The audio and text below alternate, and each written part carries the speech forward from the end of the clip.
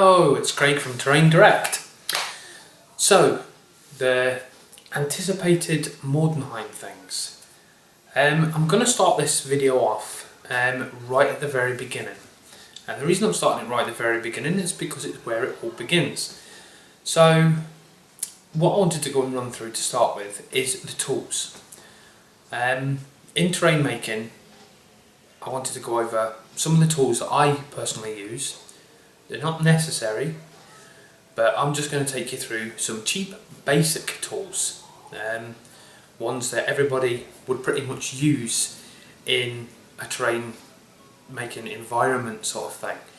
So without rambling on too much, what I'm going to do is I'm just going to run through some of the tools. So the first tool that I'm going to pick, and the reason why, is a hobby knife.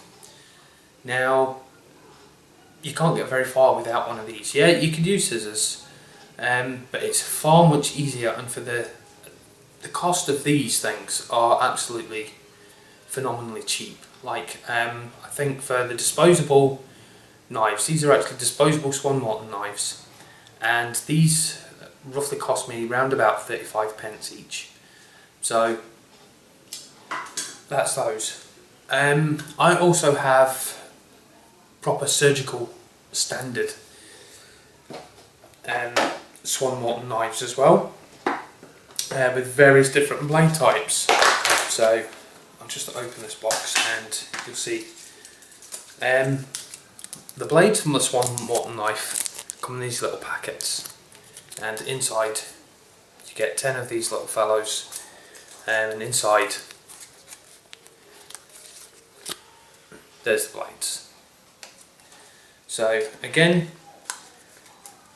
these are relatively cheap. I buy them in bulk, so I get them even cheaper.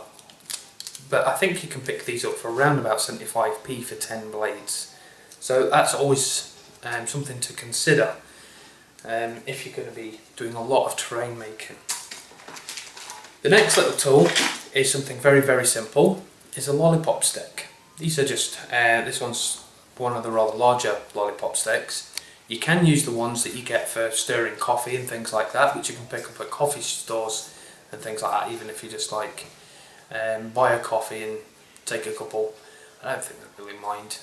But even if you just went to buy them, they are phenomenally cheap. I think you get like 200 in a bag for about £1, something silly like that. And I'm pretty certain if you looked on the internet, like on different various websites, you'll find them really, really cheap. I'm just going to go through this box, so it's not going to be in any really particular order. And my next one is Crimp Scissors. The reason I use these is to hold things in place. These are not really that necessary. I find them really useful to actually just hold little pieces while gluing. I can't be without these anymore, because once you start using these, the fact is that you can pick up something, just for instance, like if this was a piece of balsa wood, I can clamp it in and hold it, and I can pretty much hold it.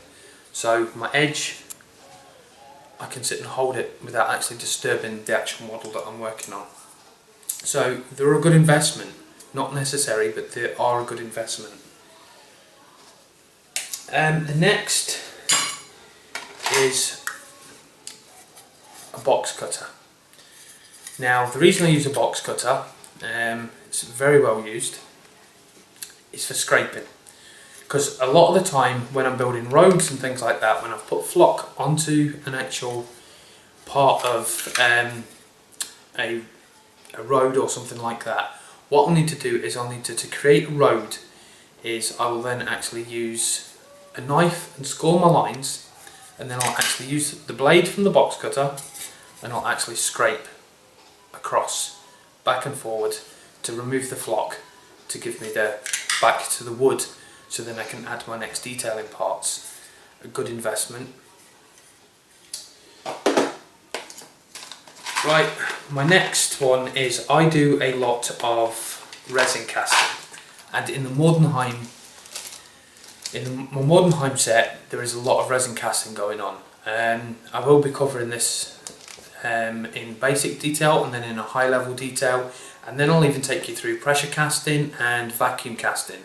Now I've recently just got a pressure caster and my pressure pot, which I've not actually used it yet, but I do plan to use it. But I have owned for many years is a vacuum chamber, and my vacuum chamber is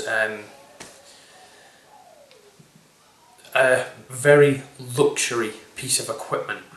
But I will be going through that. That's why I'm putting that in the highest advanced level, because there's many other methods of doing like silicon casting that don't require the aid of a vacuum chamber, and you get just as good results using those methods. So while doing resin, I always tend to buy these as well. These are just syringe blanks, and these ones are actually medical standard, so I buy these in big packs as well, and that's for either applying dyes, or some silicons require a 1 part to a 100th part of the hardener. So one of these is pretty much essential for when actually doing that to get it actually right. And there's other little things as well that I do have, which I won't go too much into in this one, because I really don't think there's a need to go into that. But there's a lot of other goodies that's in this, just in this one box, that I don't really need to go into. So next is paintbrushes. I always keep a wide selection of paintbrushes. These are ones that I just call disposable paintbrushes. So these will be a one-shot use. All these ones in here will be a one-shot use. They'll be used once and thrown in the bin. The reason why is because I'll be doing something with them that cannot be rescued. For one, I make my own sort of, what am I going to call it? Like a special sauce. That's what I've referred to it in previous videos, and it has a high quantity of sand in glue and paint.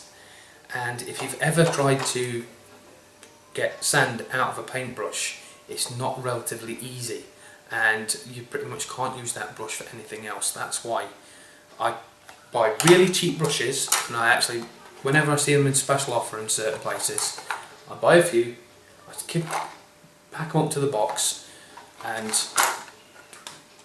that does me. So bearing in mind that sometimes you cannot rescue a brush. I hate to think anybody's using actual model brushes for one-shot uses, because you can rescue model brushes just from paint, even if it's baked on really hard. There is products out there that can get rid of it. It might not do the bristles very good, but you can rescue a brush. The next thing I'll go over is something so simple, and everybody should have one. Everybody is a pencil. That, with it said, sharpener for the pencil, rubber. Pretty much everyone should have some of them kicking about. So, and the other thing is marker pens. I don't really need to go into them too much. Another thing that a lot of people will have is a compass. I have multiple different types of compass, but this one is just as good. It's cheap, cheerful, and it does the job. And also inside there I also have a technical pencil. So, ruler. This one's just a plastic ruler. I actually have multiple different types of ruler, and for terrain making in general, you'll be using a metal ruler. That's a metal ruler. The reason why is because you're probably going to be, at some point, is cutting along the line of the ruler with a knife. And to keep your ruler from actually getting scraped up and chunks taken out of it with the blade, use a metal ruler for that reason. And metal rulers these days are not particularly expensive, depending on what size that you want. I've got right the way from, I've actually got little small metal rulers which are, I think, are 15 centimeters. I also have rulers which are 30 centimeters, and that's 1 foot. And I have I have a metal ruler which is 500 centimeters, half a meter, and I also have one at 1 meter in length. The 1 meter in length, you'll probably never see me use that on a channel. The reason why is because when I'm using that, I'm cutting baseboards, and that's the only reason that I really ever dig out the 1 meter metal ruler. And I also have a spirit level which is bigger than that, which is actually 1.5 meters, because I used to be a joiner, so I have lots of woodworking tools, and that is big enough to cut a 4x4 board, pretty much right the way across. The next is not essential, but it is handy, and it's handy for a reason. That is an adjustable protractor, and the reason why I am going to put this in the basic tools is because of roof pitches. We'll go over on how this actually works in a future video, because I've already recorded the videos, and this is one of my best friends in that video, because when I'm doing roof pitches I like them to be symmetrical, and I like both the lines to be parallel on either side, so therefore I want my angle correct. And the easiest way of doing it is by putting this fellow onto the actual, is to put it actually straight on, then actually by moving the protractor, which I place this on the top of the board, and then I'll work out my angle, and then on the other side, if you can see there, is the measurement. Now I know once I have the right pitch, I can copy that over onto the other side, and it will create me a parallel pitch, and I'll get both pitches perfect. So it's worth thinking about, especially if you're going to be making a lot of terrain. Alternatively, you can just use a normal protractor and a ruler. It does exactly the same thing. If you actually just hold it at this midpoint, most protractors have a midpoint, and you actually, what you'll need to do is use the centimeters just here, put that to the midpoint, and by clamping it with your finger you will actually be able to do your roof pitch, and you'll be able to measure where your pitch is going, always making sure that your first centimetre marking is on the midpoint.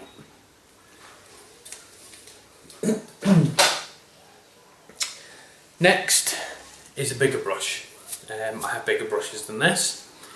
This is just for large area painting. You can rescue this. I've had this brush for years, and look, I keep rescuing this brush all the time. You can see on how pretty much all the writing's gone and missing, but I use it.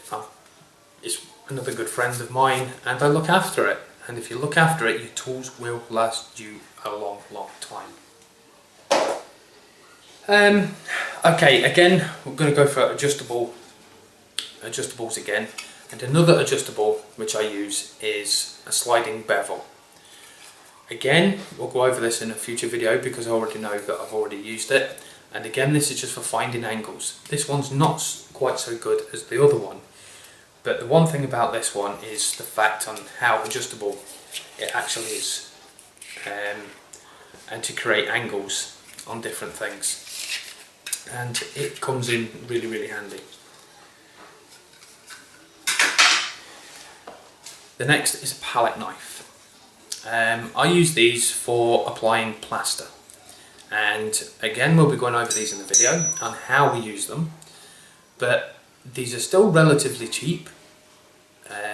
I think I bought a pack of 4 of these fellows for about £1.50, and they came in all different sizes. This one is probably, well, this one is number 3, and number 3 is a pretty good general all-rounder. So it's just basically like an actual pointing trowel. Sorry, not a pointing trowel, an actual trowel. And it is really good for applying plaster to a building if you're creating like a render effect. Really good to have.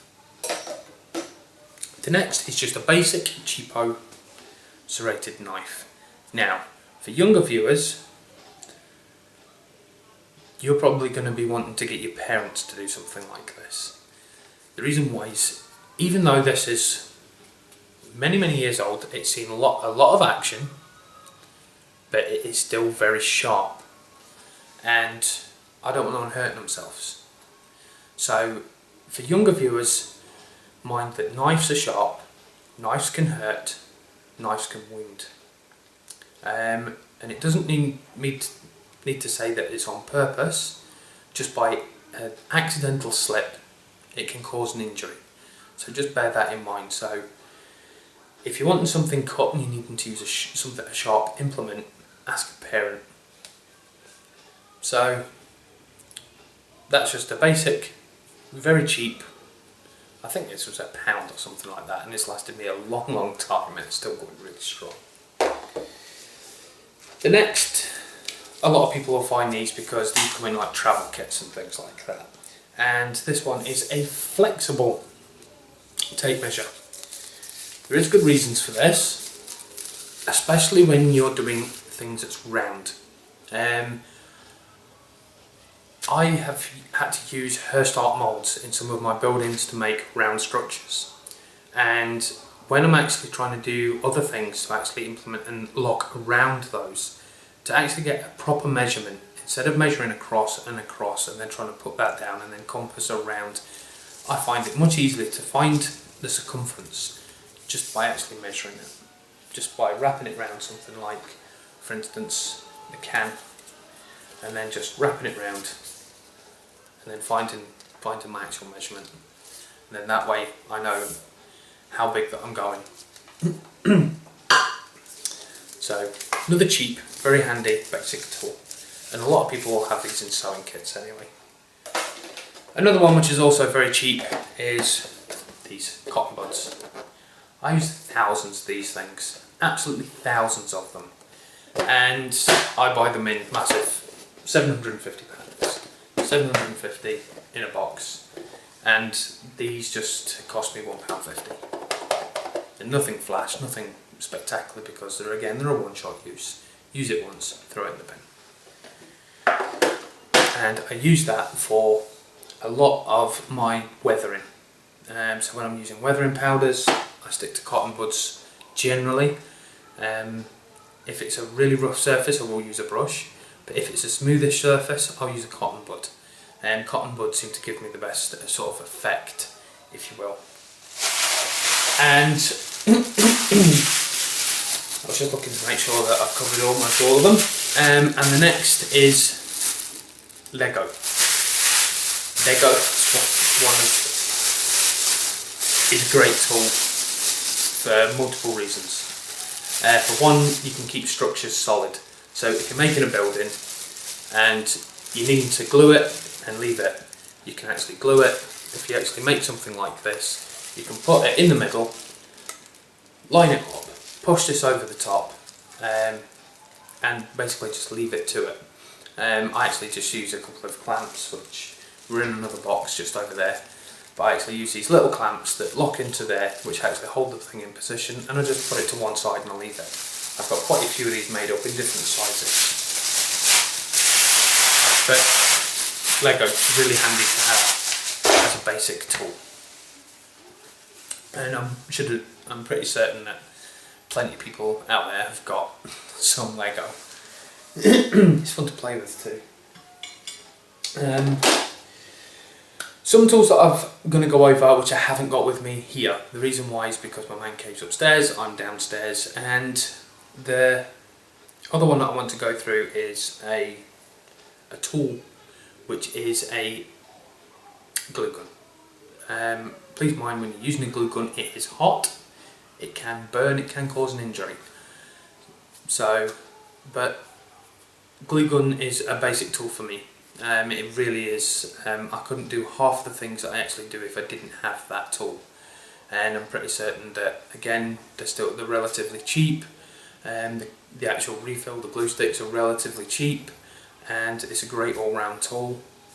And I think quite a lot of people have already got glue guns already.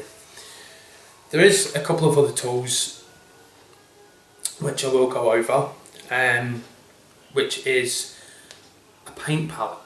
Now, for me, when I'm building terrain, using an actual artist's paint palette isn't that great. The reason why is the wells are only maybe an inch across, and I tend to be mixing up a lot more paint than an inch across. So what I actually did is I actually went to the pound store and I went and bought some cupcake trays. Cupcake trays are brilliant for paint palettes if you're mixing quite a lot, because the reason being is you can put it down. Most of them have a Teflon coating, so you can mix your paint in it and it's easily washable. Because I use acrylic paints, so I bought myself I think 5 at my last count. Some are actual muffin cake trays, some are just cupcake trays, and basically I can pour my paint in and then I can put it in. What I do with mine is I actually put it into the water, put something that's solid on top, leave it to soak for a good couple of hours, and then pretty much just wipe it out with a piece of kitchen towel, and it all comes away and it looks brand new again, ready for use. So there's only really one last tool that I want to cover, and again I've not got it down here, and that is a hacksaw. I use a lot of balsa wood for my buildings. A lot of people do use balsa wood for buildings. You can use a knife, and it does cut really easily with a knife.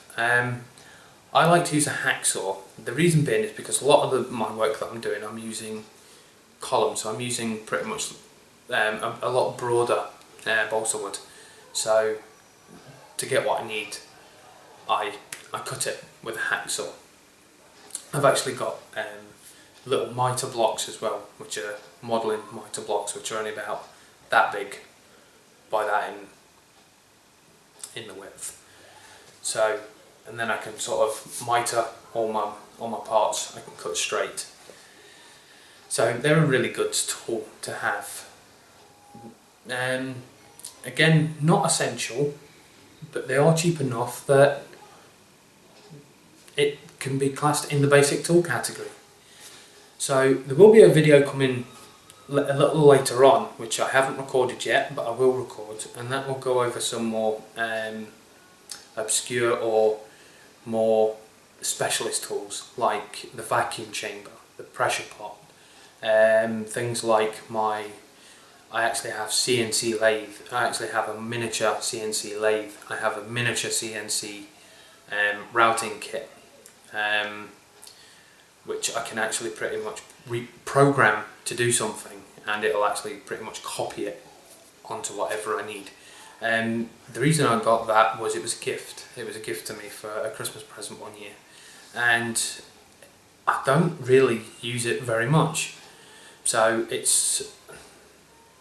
I can't even remember, like, it's been a good couple of years since I last used that, and the reason why is it's a bit faffy. If that is the actual word, if not, I've just created one.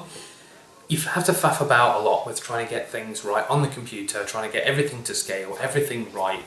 By the time you plug everything in, you've spent far too long doing it, and you could probably do it by hand. Then there's all the setup of the machine, because you have to alter distances, alter the machine itself, you have to alter new blocks, you have to put new drill bits in it, you have to keep making sure that you're running at the right speed, because if you're running too fast you're going to burn the wood, if you're running too slow you're going to dull the blade, if it's running at the right speed, at the right thing, it all looks really nice, but it's a luxury tool that you don't really need. So that's why I'm going to cover that one in another video. I'll show you what it does, I'll show you how it works, but you will never use it. I never use it. So other than that, there's only one other tool that I will show you later on, and that's my hot wire cutter. Now, my hot wire cutter is my 3D cutter, and I've been using it quite a lot, and I've actually probably gone through now near enough a metre of wire. Why I've actually been making my actual terrain project, and the reason being that I'm not classing that as a basic tool is because the initial outset of a hot wire cutter, you can make them, you can buy cheaper ones, you can use a retractable blade. You're more likely to injure yourself with a hot wire cutter than you are a retractable blade. The reason being is because at some point your finger's going to be very close to a very hot piece of wire, and I'm pretty certain that everybody that's had or got a hot wire cutter has at one point managed to catch their finger or hand or wrist or something on the actual wire itself. Maybe you didn't cause yourself a serious injury, maybe you moved away quick enough that you didn't actually injure yourself, but you actually did still touch it. There has been a case where I have a hot knife with an actual solid blade, and I actually dropped that and while it was on, and I actually stupidly went to catch it just out of pure instinct and grabbed it straight by the blade. As it fell, I actually caught it straight by the blade, and it hurt. It really did hurt. So, but yet, never have I actually cut myself with a retractable blade by cutting foam. But still, yet again, it is a sharp implement. Blades themselves are dangerous, so if you're a younger viewer and you're going to try some of these things that I'm going to do, is please get an adult to assist you. That's all I'm asking, because I want everybody to stay safe. I've had a constant message throughout my videos, pretty much all of them, is happy wargaming and stay safe, and it's for that reason why I always say stay safe, because I want everybody to enjoy what they do. I don't want to see people injured, I don't want to see people hurt, because one, I've got a conscience, and my conscience is I don't want anybody to injure themselves following what I do. Some things that I do I shouldn't do. I'm really bad for pulling a blade towards my own fingers. Now, if I cut myself, it's my own stupid fault. As yet, I don't think I ever have. I'm not saying I ever will, but it's something silly. You should always be cutting away from yourself. Always constantly cutting away from yourself. Keep that in your mind. Constantly cut away from yourself. Don't cut towards you. You're going to cause yourself injury. I've had a nasty incident with a chainsaw where it bounced and it came back at me, and luckily the chainsaw that I was using at the time had a tilt setting, which basically cut the chainsaw out, but it actually stopped there, right up my head, roughly about an inch away from my actual forehead. Now, if that didn't have had the tilt guard, I probably wouldn't be sitting here today. It's the only tool in the entire world that I'm petrified of now, and it's just because of my own stupidity, not knowing how to use it. So we'll go for inexperience, stupidness, and just basically no knowledge. So I want everybody that decides to follow me, and I hope many people do try and follow me on this little journey throughout this whole world of terrain making that I'm about to start with the Mordheim stuff, is I want everybody to stay safe, have fun, and be happy.